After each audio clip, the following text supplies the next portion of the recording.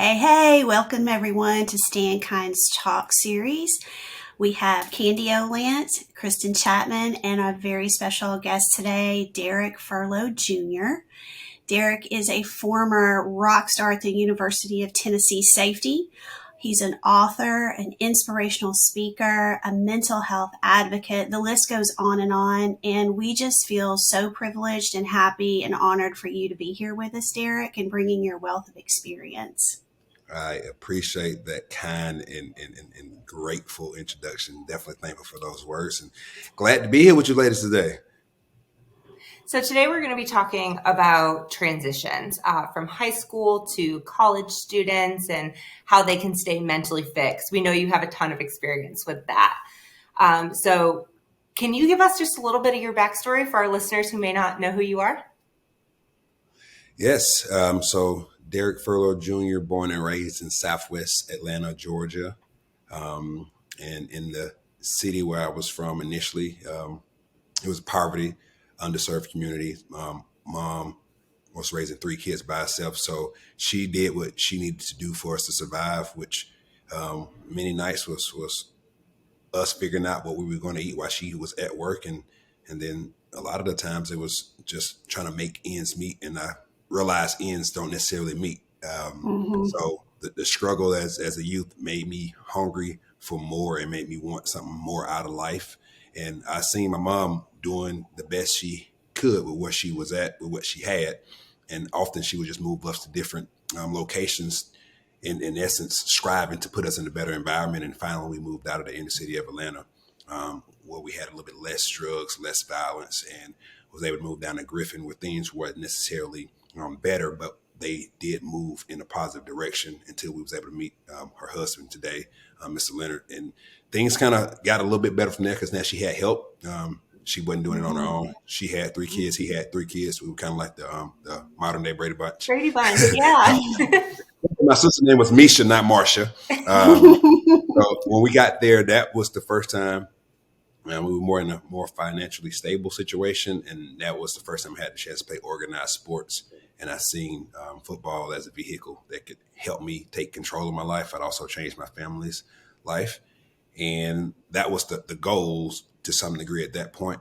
But then my stepdad got another promotion and raise. And that promotion moved us from Griffin, Georgia at the time to Crossett, Arkansas. And at that point, life got really real because I was going into my sophomore year of high school, and I just went from Georgia to the middle of nowhere, Arkansas, and life got real. So it was a culture shock, and at that point, I realized I could only do what I could do to control my destiny. So I decided to take sports seriously, and looked at football as a vehicle that can get me out of Arkansas. So I came over to get out of Arkansas playing to get me a full ride scholarship, honestly, back to Georgia. Little did I know I ended up going to Tennessee. It was some different plans in the midst of all the life that happened while we were there. But that's what got me to the University of Tennessee. And that's where the grind took it to another level of, okay, I made it this far. How do I go ahead and get to the NFL so I can change my family's life?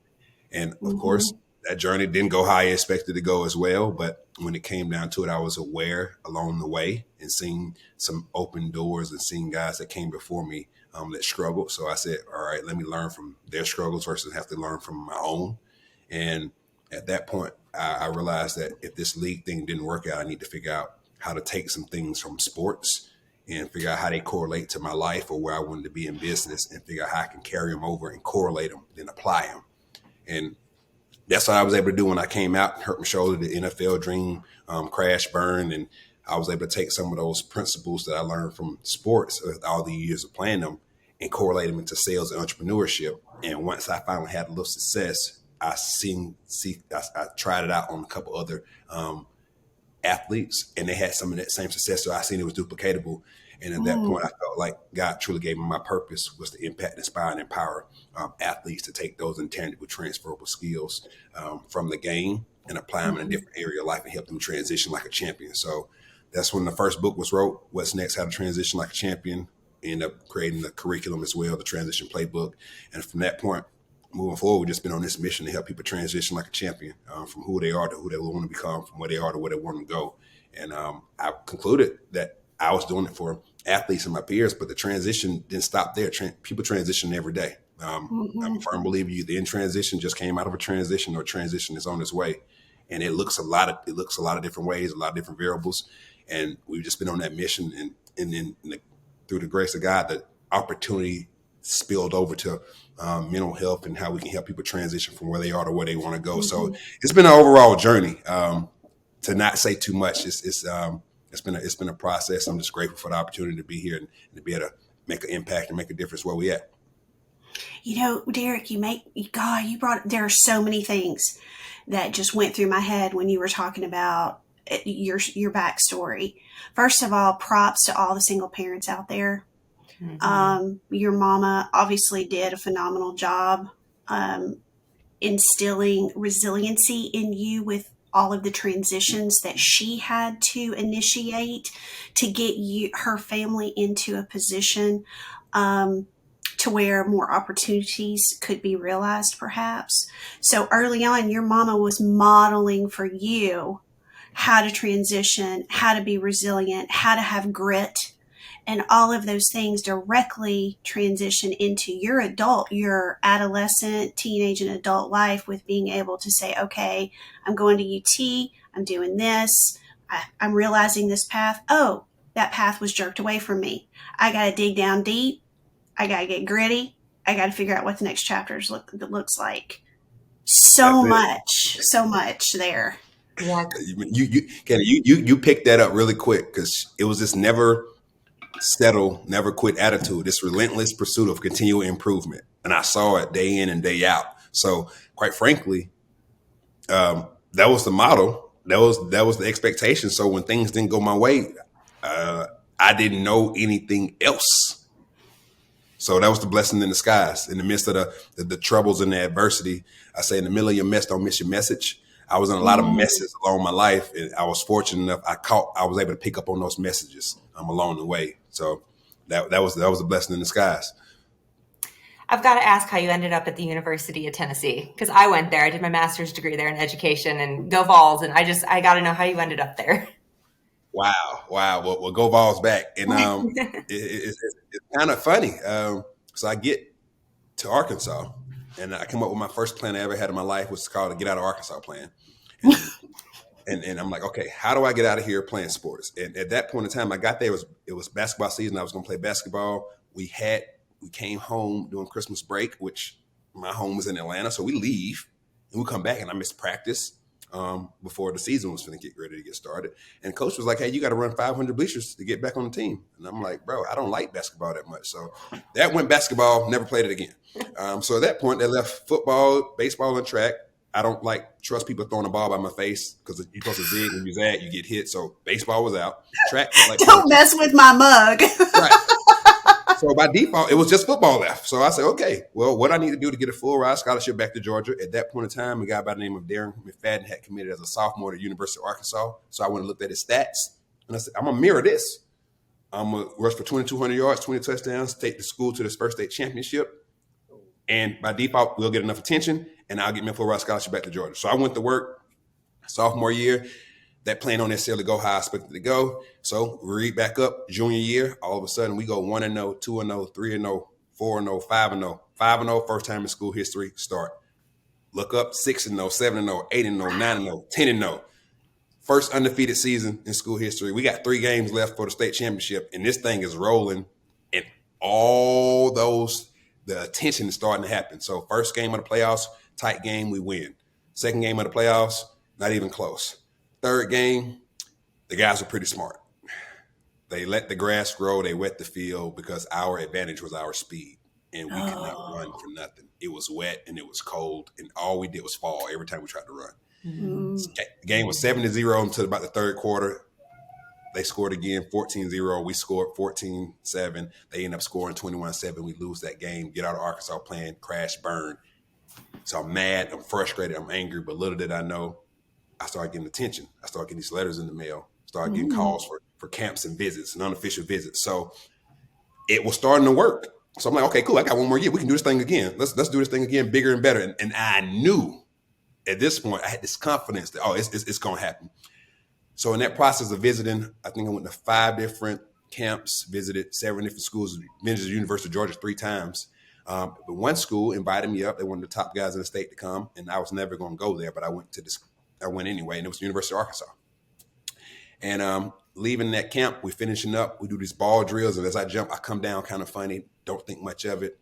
But on that ride home, my knee swells up. So Oh no. I'm like, crap, my knee swelled up. So I kind of panicked a little bit, but I kept my composure. We ended up going to the doctor. They said, you tore your meniscus. All right, no biggie. So they're like, okay. Coach says, you get the surgery that puts you out 3 weeks. You'll come back when conference play starts. So that was my plan. I missed those first 3 games we could win without me. Come back, and we'll finish this, get out of Arkansas playing and win the state championship. Well, I ended up going to the hospital, ended up having the surgery, and as I'm getting rolled out of the operating room, I woke up and I felt this brace on my left leg, and the doctor's to my right. I'm still a little sedated. And as I touched that brace, I remember looking to my right, and I was like, hey, doc, what's this brace for? And at that point, he said some words that have changed the trajectory of my life for the rest of my life. But he said, that brace is for your ACL. I went in supposed to have a meniscus surgery, came out with ACL surgery. Oh man. So I went in and came out with a surgery I wasn't even planning on having. Oh my gosh. Devastated. Furious. And that's how that journey went. And sure enough, as week 3 and week 4 came and week 5 came, I wasn't coming back. And as the word got out, the team was already 3-0. I think we went 4-0. We ended up losing 5 games straight. All those letters and offers and interest that I had received from all those schools, all of them went away. And this is the crazy part about it. Out of all those interest letters and offers and visits that I went on, I never visited Tennessee. So at this point, I'm mad, I'm frustrated, I'm angry, because everything I had worked so hard for was completely ripped away from me without me planning on it. It was uncontrollable. Mm-hmm. So at this point, if at that point in time, if I would have knew what depressed was, I probably was that. If I would have knew what mental health issues was, if there was words for it, I probably had those.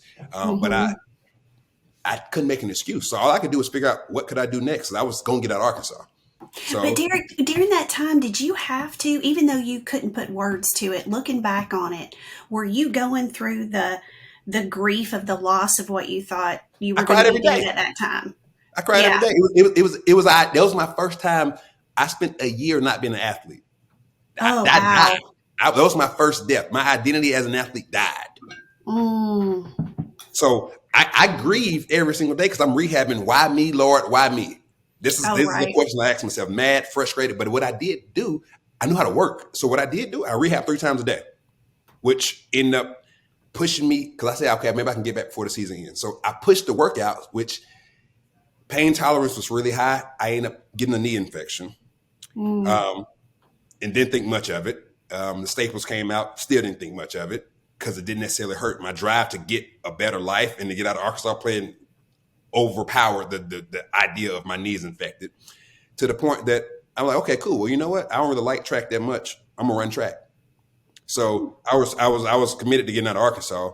And in that process of rehab, I remember on the bed one day, I was asking why me, and I heard this voice say to me, I said, why me, Lord, why me? And I phrased this, I said, be careful what you ask for because you never know what answer you may get. And I remember hearing some say to me, I gave you that football stage for the glorification of my kingdom, and you used it for your own selfish purpose, ambitions, and goals. So I had to take it away from you to get your attention. And I remember that particular moment. I didn't know what I would do if I ever got another stage again, but I knew I wouldn't use it for my own selfish personal ambitions and goals. So I decided I'm going to run track because I'm getting out of Arkansas. And sure enough, as I'm running track, doing track season, that's what called spring ball. And ironically enough, I'm running track. I get this letter in the mail from the University of Tennessee inviting me to come up to the spring fling to meet the coaches and the team. Never visited, watched them play once. It was when they were playing against Georgia. I was rooting for Georgia. And sure enough, I showed it to my mom. She said, you going? I'm like, yep. So we come up. I had a chance to meet the players, meet the coaches, and I got here, and it was this weird feeling. It felt like home. And when I walked into the meeting room to meet Coach Caldwell, Coach Slade, and Coach Former, I walk in my head, I had a million different questions. For one, how do they know of me? And all these things. And literally, as we got in there, they first thing that came out, I said, well, how did y'all find me? They said, well, you were actually on the film against 2 other guys that are coming here. and we heard about your injury, and unfortunately, we don't have a scholarship for you right now, but we know if you recover and you get back to the athlete you're capable of being, we got a full ride scholarship waiting on you. That's all I need to hear. I said, sign me up. Wow. And literally, that's how that story went. 3 months later, I was at the University of Tennessee. As soon as I graduated, I left a week later. 9 months after surgery, on campus, enrolled, ready to rock and roll. Chip on my shoulder, back against the wall, got to make it happen. Wow. So, That's Kristen, a I lot know you to asked take that in. question. That's how I got to the University of Tennessee, not by choice, by the grace of God. That is insane. That's an insane story. I never expected that to be the answer. That's a journey, Derrick. I know. Oh, I yeah. mean, seriously, of like self-awareness, right? So many lessons in life for young people when they hear your story. You wanted so badly for something to happen, but you didn't go down the original path that you thought you had laid for yourself. It was the Right? biggest blessing in disguise. Because Mm-hmm. if I would have came in without adversity, without that death as an athlete, I wouldn't know who I was outside of an athlete, for one, later on in life. Because it's going to hit you at some point in time. It just happened to hit me early. But for two, it removed me from Georgia, which my cousin and my best friend go to prison a year after we gone. Really? I could have been with one of them. So it was one of those things. As I look back, it was one of the biggest blessings in disguise on so many levels. And then the appreciation for the game, the appreciation for the opportunity wouldn't have been had if I would have came in and everything went smooth. If I would have got the scholarship right out of high school, because the ego was already there, and you get to this platform, this stage, and all these people love and praise you, you kind of get a little delusional, or you kind of get a little ahead of yourself. So all those things was probably the best, worst things that could have happened to me, and I'm grateful for them. And it just happened to get me to a place earlier than a lot of my teammates, because I had a chance to go through that death as an athlete in that transition on one particular part. But a lot of them came from a lot of different background issues. All of them look different. So I'm grateful for the journey. Wouldn't change it for nothing. Wow. Yeah. Sometimes transitions are a gift. Yeah, they are. Candy and I just made a big life transition. We both left education and we started this journey together, and I never really saw myself leaving education. But now that I'm doing this, I can't imagine doing anything else. Like, this just makes sense to me. So, And the cool thing about it, education equipped you with some things that you're able to take from education and apply to this to add more value. You had an 100%. unfair advantage based on background. Yeah, 100%. I couldn't do this job if I hadn't been a teacher. So, there you go. yeah. Yeah. It's a blessing. It really is. And sometimes you don't know that you need a transition, and then it kind of just happens, and then you have to like be open to it, to realize it, follow it, not follow it, evaluate it, see if it's worth it. And you had to do all those things, and look where you are now. I mean, it's not a Cinderella story necessarily, because you had a whole lot of like adversity along the way, and ups and downs and all those kinds of things. Sorry, I kind of got us off track a little bit with that, but I'm just thinking about your journey is just so inspiring for parents and kids that are going to be listening to this, or teenagers who are listening to this, to see that, you might have this, and sometimes it's parents pushing kids down a particular path, or encouraging them, or they want them to follow in their own footsteps. But that's not really what the kid needs, and just realizing that sometimes life's going to lead you in a different direction. What are you going to do with it? Are you going to step up and you're going to swing at it? Are you going to step up? You're going to embrace it? You're going to step back and say, no, I can't. Why me? Well, why not me? Come on, right? Come on. Why not me? Come on, bring it. Let's do this. That's the question you got to ask. Why not? I asked why me for a period of time when I was laying on that bed doing rehab 3 times a day.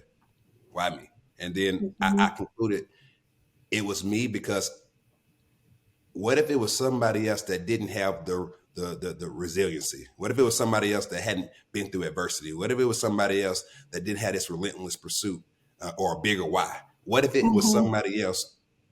Like, who knows what the outcome would have been in the journey of me being able to impact, inspire, and empower people would have been taken away. So it's the blessing in disguise. But one thing I've learned along the way, First you have opportunity, then you have difficulty, and then after difficulty you have opportunity. It's a never-ending cycle. Mm-hmm. So you just got to understand that when you're in the midst of difficulty, it's going to create an opportunity. Mm-hmm. And then when you got a great opportunity, it's probably going to create some difficulty. And the cycle never ends. Change is constant. You just got to be aware of that and just understand that where you are right now is preparing you for where you're going through. So in the middle of your mess, don't miss your message. Along the way, you're going to go through a lot of different messes. What are the mess teaching you? And if you can take away and cipher those messages out of the mess, once you get to that next phase, you're going to be more equipped, more prepared to handle it. Because life doesn't get easier. You just learn to handle hard better.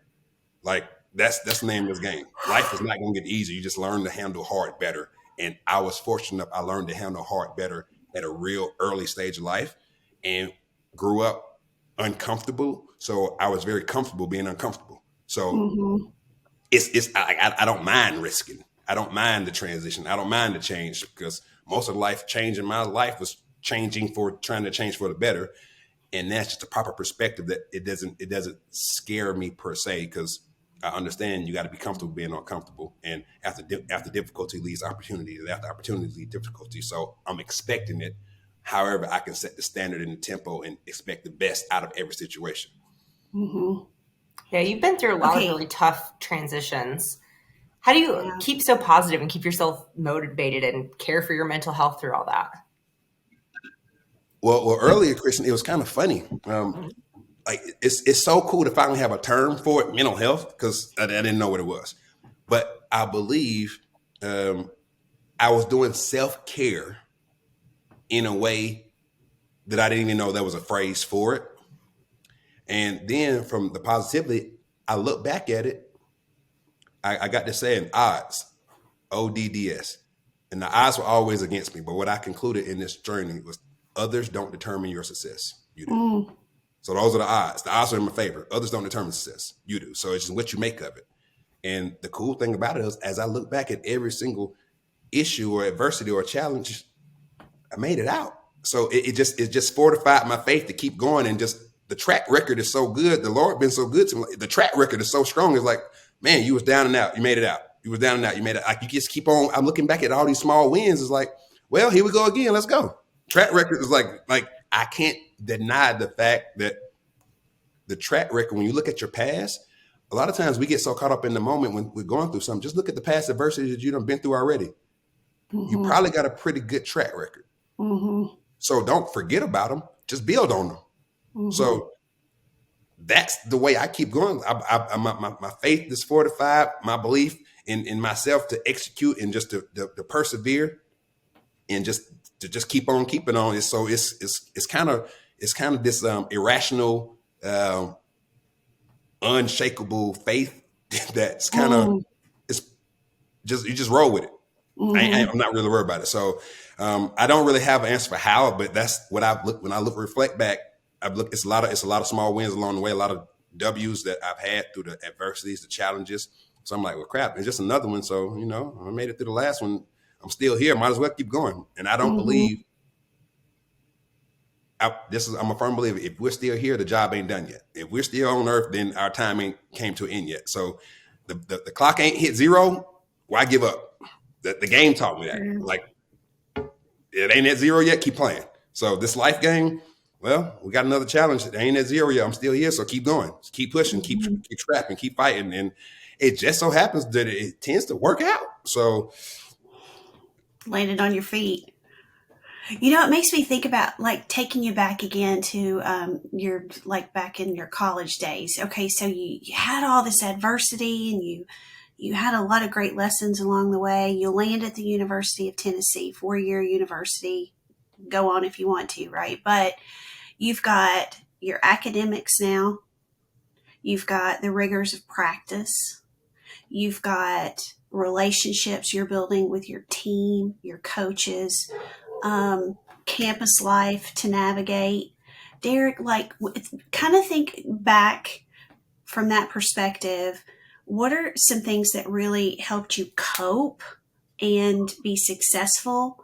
What were some pitfalls that you had to navigate as well? And I'm going to say this. I believe what I learned, if the why is big enough, the how to don't matter. So when I got here, the why of making it to the next level and changing my family's life was so big. How I got it done didn't matter. So from a school perspective, I wasn't necessarily the best student, but what I realized earlier, one time in high school, when my grades were finna slip, they were going to keep me from playing football. So when I got here, the grades was essential for me to get the football thing done. So at that point, I can't have you hindering what I need to get done so I can go play this to get to the next level. So grades, you're going to get took care of by default. Like, I'm going to figure it out. Never was I the best student, but I was aware that there are smarter people around you and you can always ask for help. And we got resources, so tap into them. So the grades part, I can control that. That's controllable. I was not going to let that hinder me. From people skills and teammates, this is one of the biggest blessings in disguise. When I was young, we did a lot of moving. We moved around a lot. So the first, I think, 5 years of school, I think I went to 3 or 4 elementary schools, 3 or 4 different schools. Well, in that time frame, I learned how to make friends really quick because I wasn't sure we was going to be there next year. So when you're young, it's making friends. I concluded when you get older, they call it networking.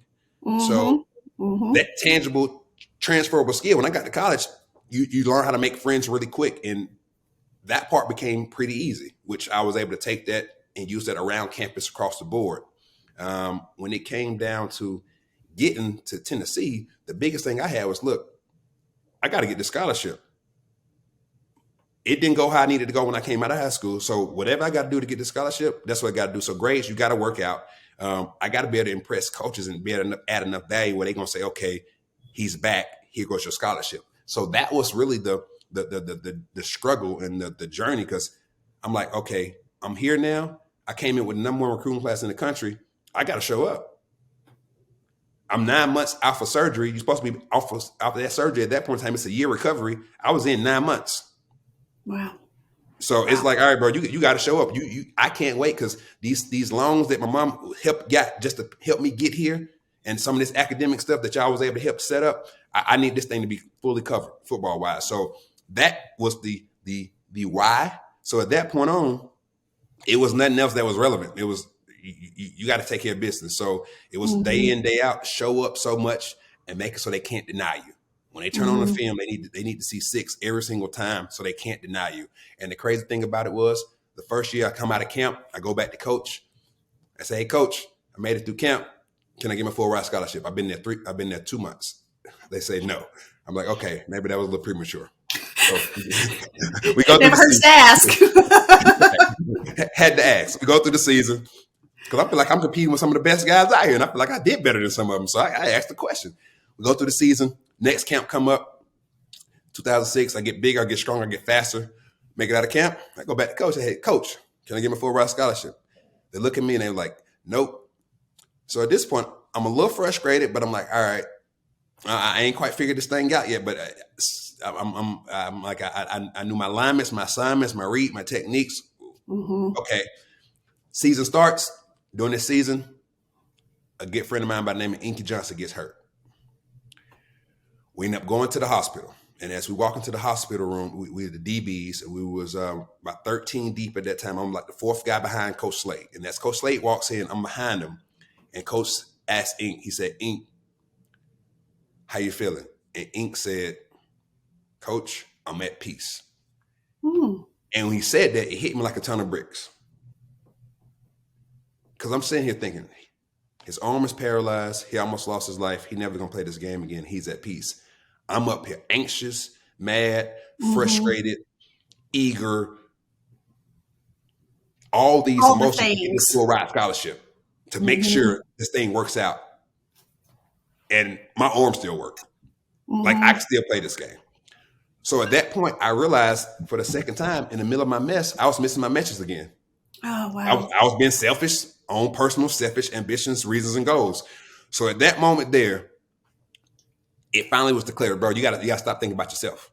So the whole give your all for Tennessee, that's when it started making sense to me. And I worked on how can I be the best teammate, the best student, the best son, the best brother, the best I could be as a Tennessee Vol and give my all. And it was the biggest change I've ever seen in my life go. When I stopped focusing on my own personal selfish ambitions, reasons, and goals, everything else worked out in my favor. By the time we came out of camp, that season ends, we're going to camp that next year. I ended up getting a full ride scholarship at the University of Tennessee. I didn't even have to go ask for it. They brought it to me. Wow. But Derrick, when you say, I hear you when you say that, and man, what a great life lesson. But I just keep thinking in the back of my mind, you had this additional pressure that some college students have, and it's that your family is looking to you to help them survive. And I don't mean that in any sort of disrespectful way or No, that's real. whatever. Okay, it's legit, and I just think, how do you compartmentalize that kind of situation to where you can then give your all to Tennessee, or is that just it goes hand in hand? Honestly, in my particular situation, it happened to work out hand in hand because the injury in high school. If it wasn't for that, I would have never got it. Because guess what? Just like not only myself, but it's a lot of guys when they come here, they're the meal ticket for the family. They're that opportunity that's going to change that family's legacy. That's going to help grandma, help mom get out of that situation. So the thought process isn't different. However, it was took away from me a little bit earlier. So I got a little glimpse of being selfish and having an ego and being a young male and everything going in your way. And then again, it took it away from you. So this second time around, when it happened on a different scale, when I seen ink, it just put it in perspective for me. Yeah, and sure. I just was aware enough to realize, bro, you being selfish again. Like you so focused on yourself, you're already here. And I seen the dynamics of, all right, first 2 years I asked them, they said no. What can I do to add value? What am I not doing right that's going to make them say yes? Because at that point, I seen the College of Business. I seen the business that was behind athletics. And that's when I realized you got to add enough value, not just on the field, but in the classroom, on the grades towards graduation. So now it make them look good. That's they very want high savvy. graduation rates. Very savvy. It was a journey. To think about being a young, yeah, it is a journey. It's your brain's developing, you're learning, you're on a stage, and everybody's looking at you, and you become like a celebrity. You are a celebrity. People are young boys and girls are looking up to you, and you also have that added pressure of how your behavior in public, and how you're dealing with the transitions or being told no, not yet. Like, you got to check yourself, right? And you got to make sure that the attitude in public through all of those transitions really is somewhat positive. I mean, I'm not talking about being fake or anything like that. But you have to though. Work. Yeah, no, you have to. We did media days and stuff like that, and it's amazing. And then the other part of the thing is you get a chance to be around guys from different backgrounds. So you don't have those that got bigger egos, and some that are more personable, and some that don't want to do nothing, and some that just just got bad attitudes across the board. So you're gonna get a chance to be around them. So you get a chance to hold each other accountable, and you knowing that coach would say it, this thing bigger than you. It's about that T on the helmet. So you don't just embarrass your last name, you embarrass the T. So you get that conversation. So you have to adjust to realizing if you do something, it's going to be blown out of proportion drastically. So don't do nothing at all. And coach them made that pretty known. So it's a growing up, a maturity, because you're still a kid, but you got this stage. So they do their best they can to show it to you. So for the most part, they keep you pretty busy where you can't help. You pretty much don't have time to do stupid stuff. But then again, it's always young male egos and athletes, and it always going to create an opportunity. You can find it if you want it. So, but it's part of it. Stupid found me quite a few times in my youth. I would look. It's just part of it, Thank God I learned from a lot of that stuff. I know. Yeah, for sure. What was it like to transition to a new team with the University of Tennessee? Because you've got this high school situation where it sounds like, you're the big fish in the small pond. Then you go to University of Tennessee, and you're starting out as a freshman, so you are the little fish again in the really big pond. So what's that like? It's cool, but it's one of those things that coming from Atlanta to getting to Arkansas, I realized I was around a lot of elite athletes. Then I get to Arkansas, the scale changed and I automatically became that guy. So when I got to the University of Tennessee, I came in with the #1 recruiting class in the country. So I already knew everybody I was coming in with was nice. So the chip on the shoulder is, bro, you got to show up. And then you get there and you realize it's guys that's going to be going to the league that's on the scene. They're grown men that just happen to be still in college. So the name of the game, you got to be humble enough to learn from those older guys, but you got to be cocky and arrogant enough to realize, to feel like you're the best. And sometimes you get a little, you eat a little humble pie, and then sometimes you can navigate it, and if done right, it's a good balance. Mm-hmm. And at that point, it's just the coaching, right system, right coaches, and if you show up enough, everything works out in your favor. But then again, you might get there, and what happened to me, I finally get a scholarship, and then that same year, who gets fired? Coach Former. Yeah. Just so you know, the business of college athletics, you're year to year with your scholarship. You sign for 4 years, but it's year to year. It can be revoked at the end of every year. Mm-hmm. So it's a lot of Coach pressure. Kiffin comes in. I have to make sure I'm going to keep mine. Because there's no guarantee. Mm-hmm. So the challenge and the grind of, I done worked my butt off to get to this point. Now I got to keep it because there's a whole new regime coming in, and they didn't care who was who. Yeah. Because their goal is to put the best product on the field, and they're not playing favorites because none of those guys they recruited. Mm-hmm. So the cool thing about it is everybody had to show back up. The cool thing that was in my advantage, I've been grinding to show up the whole time. Some guys had to turn it on. Mm-hmm. I never let up. So it worked out again, but that was a whole nother challenge because they could have easily been like, nah, yeah, you don't fit our system. You got to go. Yeah, it's a whole nother transition. A whole nother transition. Whole coaching staff, whole administration, everything gone. All new people. Mm-hmm. You got to prove your worth all over again. So you just kept your foot on the pedal. Oh, sorry. Go ahead. No, that's good. That's just a lot of pressure. And as a kid, I mean, you think about it, these are college kids. They're not, you say grown men, and some of them are because you've got older kids and stuff. But I mean, when you're 18, 19 years old, like how do you handle that? Spotlight on SEC football is insane. So it's one of those things you kind of know what you sign up for. So for example, I'm going to get back to the pressure because it's there, but it's not, but it is. You don't really know what you sign up for. You see it, you come on a visit. I didn't necessarily visit until the spring game, so I didn't see what it was like on the game day, people camping out 2 days before a game, and everybody on campus in the ball walk. So when I saw that, I'm like, these people crazy. Sometimes we go visit Children's Hospital, and we're in there, we're in Children's Hospital and we went to the cancer unit. People hadn't missed a game in 30 years, and they're dying of cancer, terminal cancer, and they're crying because we're there. I'm like, I didn't understand that you got cancer. I should be crying for you. You're crying because we're here and you ain't missed a game in 30 years. And all of a sudden, I didn't understand the value add and the life that Orange added to people. So that part was kind of crazy. So seeing that was I guess they gave you the bigger picture, man. This thing really gives hope to a lot of people. No. So indirectly, it kind of is a pressure, but as a athlete and knowing that you were looking at as the meal ticket and you had this bigger goal, the goal is the goal anyway. So you don't have to think about the added pressure because you already got your own that's self-imposed anyway. Mm-hmm. And as long as you get a chance to show up and perform and you're doing what you're going to do, everything else just kind of it comes with it. But you never decompartmentalize, man, I got the pressure of the family. The family pressure and making it to the league pressure is going to probably be those main two pressures. Then you probably I got to make sure I'm taking care of business in the classroom.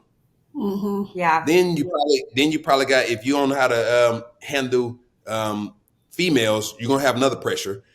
So all the other stuff, the performance. So it's one of those things where it can happen, but luckily, if done right, you get here earlier time. You get here in the summertime. You get a chance to get adapted to the classes. Now they're doing early enrollment, so you get to come a whole semester early, so you get a chance to figure out the lay of the land, take a little bit less class, lighter load. Pick your majors, figure out, okay, I realized I thought I was good at math until I got to college. Then I had stats, and then I realized I need no math. So I changed my major to legal studies, which was all paper. Because they great. They can't give me a zero on my thoughts. So you play the game. So I removed pressure from the classroom side and then navigated the performance to get the scholarship, to change the family's life, to see can you make it to the league. But it's all levels to it. But really, I don't think you don't decompartmentalize because you realize, hey, you're here on the biggest stage and you come to the SEC because you know you're gonna have the biggest stage. And you believe it or not, some people handle it well, some don't. And you see transfers, you see people that academically get dismissed, you see guys that transfer or the guys that quit. I mean, you get guys that can't pass drug tests. Coping happens a lot of different ways. But I was fortunate enough, with stuff not working out in my past, the coping was, bro, you got to execute and get this done. So the why was so big, it kept me on track. That was probably the biggest blessing in disguise, honestly. What was your coping, your self-care? How did you take care of yourself during that time? So a lot of the times, it was learning. So it was a period of time. So this is kind of funny. Freshman year, we had a women's studies class or something. And, we're in class, we're wearing our sweats. Come to find out, the lady did not like males, let alone athletes. So I had 3 papers, all done with help from the Thornton Center, the academic place that helps us. And all 3 papers were magically lost when it was time to get graded. So we got them printed, got them turned back in. At that moment there, I realized it didn't give me an advantage to be an athlete. Sometimes it gave me a disadvantage. So at that point, I stopped wearing all football-related clothes to classes, and I started wearing dress clothes like suits. Wow. Really? Yes. So literally, if you talk to any of my people that was in school with me from 05 to 09, they were like, he always wore suits to class, and they were trying to figure out why. So it was this whole thing. How you're perceived is how you're received. So I just wanted to change the whole dynamic. So one of the things I cope with, I said, I know my family's background. No one had been to college and got a degree. And then this whole thing of finances, I knew nothing about that. So I would literally have meetings with financial advisors. Because I said, if I go to the league, I want to represent myself. I want to be able to take care of my finances. So coping was learning for me. Yeah. I wanted to learn. I wanted to realize all those things but the blind spots was that, and all those probably pain points of financial literacy. And all right, if I make this thing, how do I not get took advantage of? I pretty much wanted to learn. And then music for a period of time, it was the fun that we would do. In the summertime, there was a studio in the library. It's still there, I believe. And we would just go up there and make music and talk about some of the daily stuff. So those were probably my main 2. And then the weight room, I found I get a lot of peace about working out now. It's crazy because I didn't like to do it, but I did it so much it became normal. And that was my quiet time. So personal development, at that point on, it was sitting with all these different financial advisors. I might have met like 100 of them. So I learned to see who was real, who was going to make up BS. And I just sat with them all. And then from that point, working out and music, now it done transition so more to reading. But that was it, just figuring out what were the areas I was weak at and how I can develop those strengths. That was a lot of the coping that I did because it kept me moving forward on this pursuit of getting better. That forward momentum. Yep. Yeah, you hit on something that is so key right now. That financial literacy piece is huge. And let me just tell you, Derrick, we would do this every year. We'd have a part of our curriculum or a time in the school year where we would talk about people who were influential heroes, why they were heroes. And, most of the time the boys would name an athlete. And so we would go down that and why is this person an influential person, blah, blah, blah, blah, blah. And they all had their little reasons that were big to them and that sort of thing. And then we would, kind of segue that into why academics are important. And they'd be like, but no, I don't need to do math. I'm going to play ball. I don't need to learn how to write. I'm going to play ball. I don't need this stuff. And as an educator, you were trying to find people in the spotlight that were writing things that were great. So you could show them like, look, buddy, you can't put everything on outside of your control. Like you need to understand when you get older that you're going to have some control over your finances because this person was an NFL player, lost everything to some bad advice for finances. Or they signed a contract where basically they signed everything away that was going to be good, because you have to boil it down to where they can understand it. They signed everything away because they didn't really understand how to carefully read a contract, and they didn't have trusted people around them to help them make those decisions. So yes, you need to understand from a young age the importance of the academic piece, so that you can go on and now it's the financial literacy piece for athletes, and having a legacy for themselves. Realizing that unfortunately 1% makes it to the NFL or whatever. That's the last stat I heard. But you have hundreds of thousands of kids who they really think that's their, and it's great to have goals, but they think, I'm going to make millions of dollars. Money's not going to be an issue. I'm going to be able to take care of my friends, my family, whatever. And the reality is, it doesn't happen for most of them. Right. So they have to understand that academic piece is really important. So you, just like what happened to you, right? You went down that path. It was your passion. You understand that you understood that academics needed to be in that fold so that you could keep your scholarship and stay on the field. But look how it benefited you outside of sports, of actively playing. You're an author. You're a motivational speaker. You have to write things. You tweet out all the time wonderful, wonderful, inspirational things. You can't do that if you're uneducated. You're it's right. not going to be as powerful. You're right. So it was one of the biggest things, seeing where we grew up. The self-care came in. I was trying to learn so I didn't get got. Like, I was trying to learn so that I wouldn't end up that statistic, or learn so I could put myself and make sure we was in a better spot. So the self-care, it wasn't like other things. It was literally like education, because I'm like, where the background was like nobody had it, or nobody knew how to get it. And it was like they was hiding all this good information. And when I got to Tennessee, I got exposed to a different world. We went to these donors' homes. I'm like, you got 7 cars? Why you got so many cars?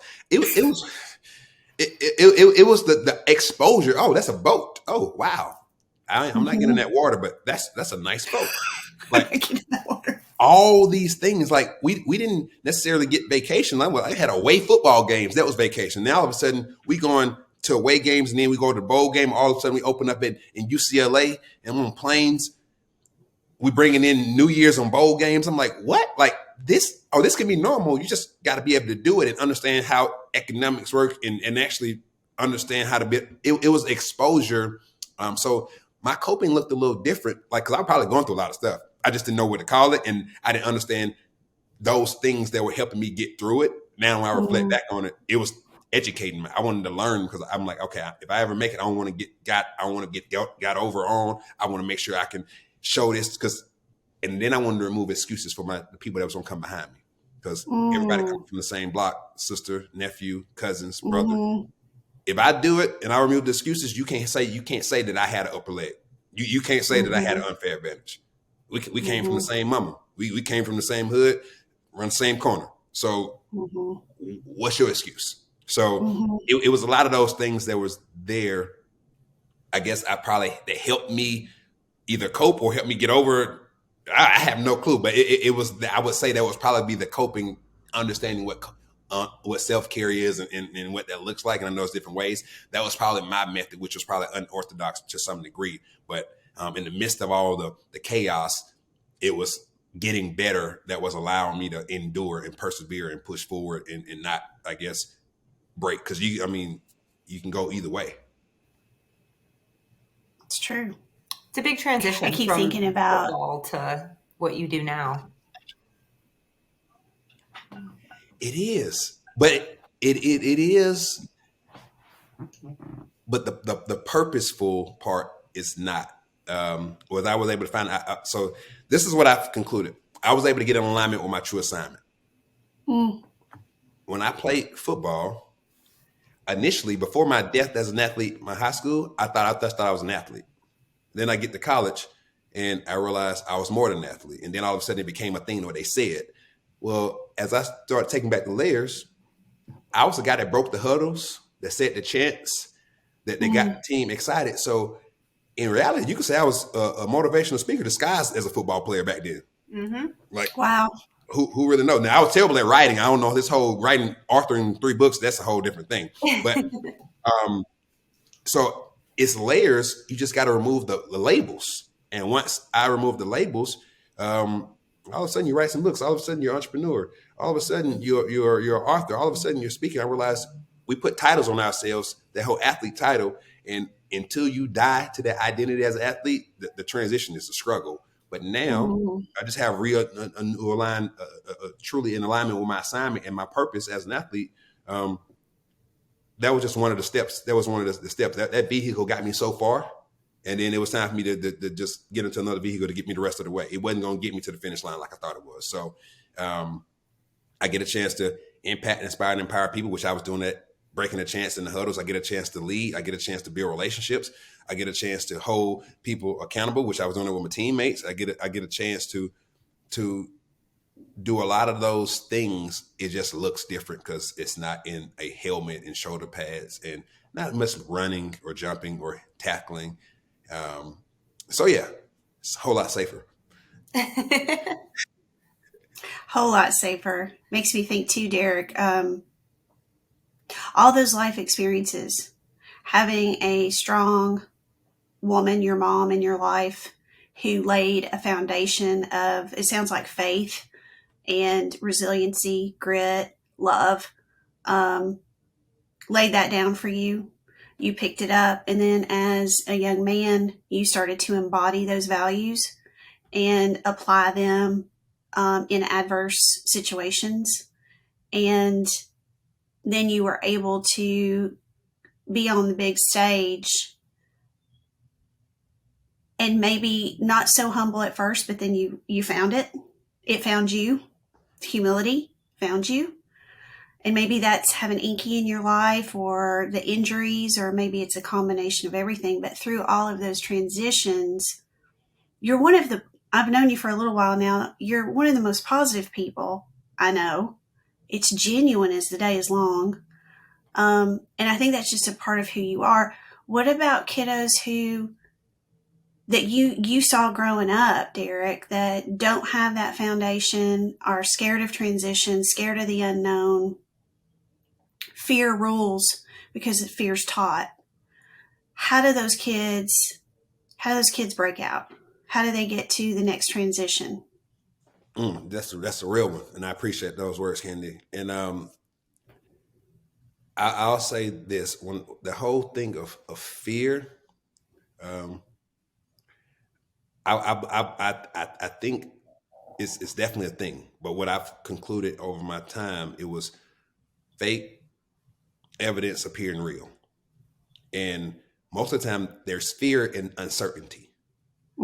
So when I started learning how to just plan what I want for my life and then take those actions that was going to get me that, it created this certainty that I can make it happen, and it removed the fear.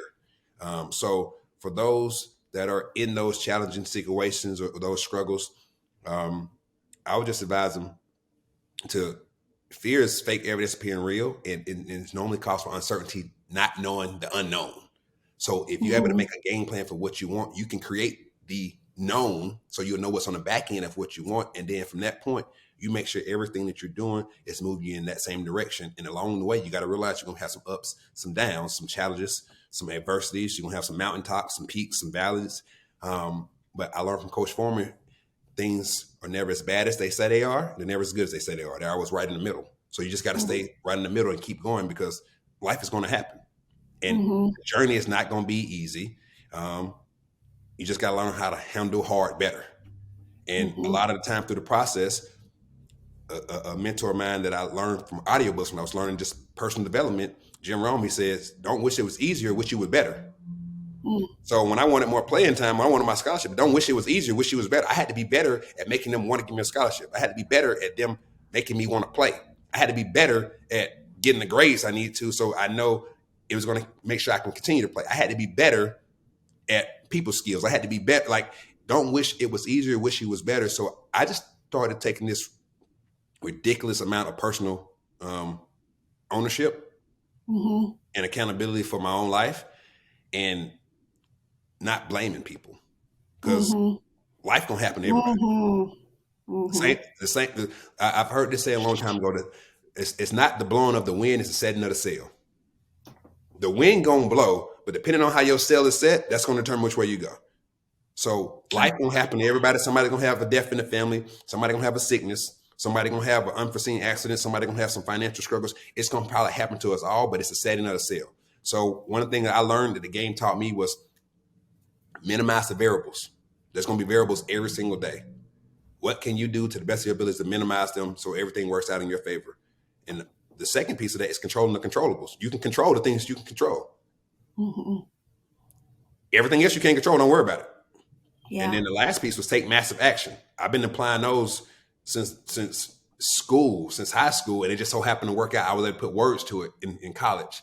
And now that philosophy, it's embodied in me by default because I seen when I was able to minimize the variables, control the controllables, and take massive action, the track record looks really well on the back end.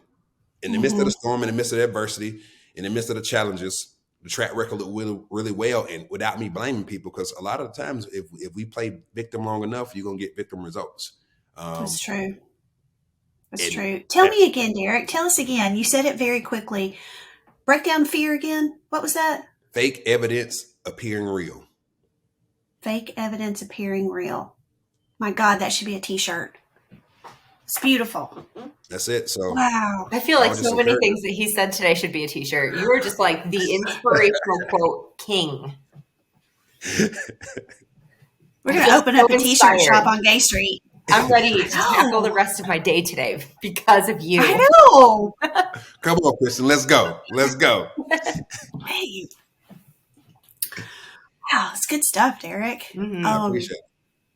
Should we move into the lightning round? Oh, Kristen? I'm ready. I'm ready for the lightning round. Ready? Are you ready, Derrick? Let's do it. Born ready. What's one piece of advice you have for any high school or college student that's going through a big life change? As you're going through your change, in the middle of your mess, don't miss your message. Realize everything that you're growing through is preparing you for where you're going to. So don't wish it was easier. Wish you were better.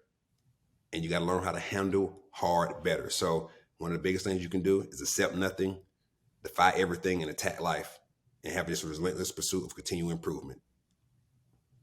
Sometimes things don't work out the way you think they will. How do you feel about having a backup plan? Is it important, and can it alleviate stress? If things don't work out the way you expect they will, it's always good to have options, because things most likely not go exactly how you expect them to go. So the name of the game is having options, and don't view it as a backup plan, because when you view it as a backup plan, you think if this doesn't work, then I just have no choice but to do this. But you give yourself options. I can do this, or this, and still get that same result. That's the name of the game, because there are different roads traveled to get to the end result. There are different roads traveled to get to the end destination. So you don't have to think that the one road that you are looking to go, if it doesn't go the way you want it to go, you can't still get to the end destination. What did you learn from your failures or mistakes that have stayed with you? Ooh. What did you learn from your failures or mistakes that stayed with you? For one, if you don't quit, it ain't over. Failures are the best learning and teachable moments, because they equip you and make you better for the next lesson and the next opportunity that come your way. And expect the unexpected, hope for the best, prepare for the worst, and accept nothing and defy everything. Attack life. Derrick, how do you flex your mental fitness to stay positive and motivated? So this one is pretty cool. I got a routine that it's my self-care that keeps me positive. So first thing, wake up in the morning, thank God for the day, read the devotional, add value to the world, run to the gym, and on that run, get a PD session in, quick little audio, 2 to 3 minutes, get that lift in. And from that point moving forward, I'm ready to attack the day. So the biggest flex is knowing how to control your mental and get your mind right. So you're grinding right. Because if your mind ain't right, your grind ain't right. So you got to be able to control you first. If you can't help yourself, you can't help others. what's one impact that you've seen that COVID has had on teens trying to navigate their transitions? The biggest impact I've seen with COVID in teens is the ability to pivot or the lack thereof the pivot. Because from an athletic perspective, I've seen athletes that were fin to graduate or finish their eligibility get another year. Then I seen athletes that were coming into college realizing, hey, now these people that are there got an extra year, so that's less scholarships for me. Then I seen athletes that might have been in a situation and realized they wanted to go somewhere else. And then I just seen students or in young kids as a whole have to go from being social to antisocial and learning how to learn online and this adaptive way of learning. So the biggest thing is you never know what life's going to give you. You just got to be prepared to handle it and be resilient and be able to just accept what comes your way and take and make the most of it and maximize the opportunity. And then be able to add that to your toolbox. So when things do go back to what you thought they were going to be, you're more equipped, you're more prepared, and you're ahead of the game versus feeling like you can't readjust or you don't like a certain setting or things didn't go in your favor. Because at the end of the day, the same wind blew us on us all in COVID. Some of us just had a better setting of a sail. So we went a different direction and we were able to pivot and make it better, make the most of that situation. Wow, that's fantastic. Mm-hmm. Derrick Furlow Jr., thank you so much for joining us today on Stand for Kind's Talks. We just really appreciate your time. I feel like I've learned so much. I feel like ready to go out and like charge the day. Like I'm stoked. I'm just fired up. A lot of words of wisdom for such a young man, honestly. We just really appreciate you, and we'd love to have you back on at some other time. Look, I appreciate y'all time, the energy, the opportunity, the words of kindness and what y'all doing with Stand for Kind. I'm definitely humbled and blessed and grateful to be a part of it and would love to be on it anytime. Thank y'all for having me.